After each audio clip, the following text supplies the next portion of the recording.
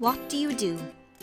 What do you do is an educational, health and well-being activity or game that helps young people to fulfil the requirements of the new curriculum for Wales.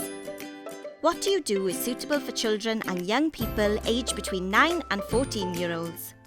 This is an activity that will develop respect for themselves and others. What do you do also reflects the requirements of the health and well-being area of learning and experience. It provides an opportunity to talk about the value of family and friends as a source of mutual support. The game also values diversity and recognises the importance of equality of opportunity.